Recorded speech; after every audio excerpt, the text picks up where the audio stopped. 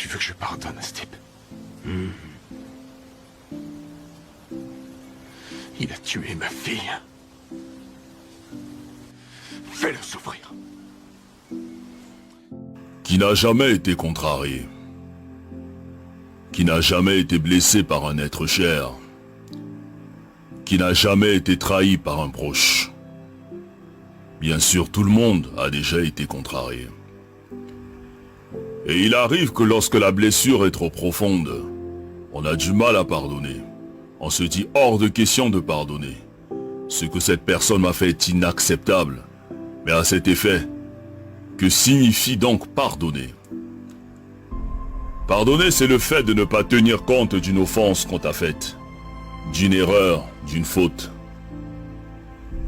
C'est le fait de renoncer à punir, de renoncer à se venger, de renoncer à rendre le mal par le mal. Seulement, il n'est pas facile de pardonner à une personne qui t'a fait du mal. Surtout si tu croyais en elle, que tu avais confiance en elle. Tu préfères la garder prisonnière et tu refuses de lui pardonner.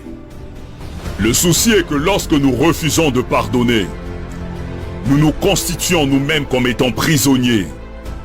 Et on commence à développer la haine, à développer l'amertume, à cultiver la jalousie et à cultiver la rancune. Et pourtant tous nous souhaitons que Dieu nous pardonne. Pour nos erreurs, nos offenses, nos imperfections et nos failles. Mais nous refusons de pardonner les fautes des autres, comme si nous n'avons jamais fait du mal à personne, comme si nous étions irréprochables. Qui donc peut oser dire qu'il n'a jamais fait du mal?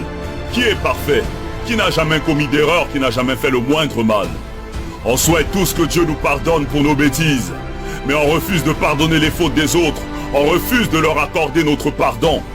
Et nous sommes toujours les premiers à aller à l'église, à aller à la mosquée, alors que dans nos cœurs nous avons des gens qu'on a constitués comme prisonniers. Mais jusqu'à quand allons-nous porter ces fardeaux? Jusqu'à quand allons-nous refuser de pardonner? Mais qu'est-ce qu'on gagne à détester ceux qui nous ont offensés? Parce que celui qui pardonne est celui qui a décidé d'avancer. Celui qui pardonne est celui qui a décidé de se libérer. Celui qui pardonne a fait le choix de donner un cadeau à quelqu'un même s'il ne le mérite pas. Parce que la rancune est une lourde de pierre que celui qui pardonne n'a pas envie de transporter.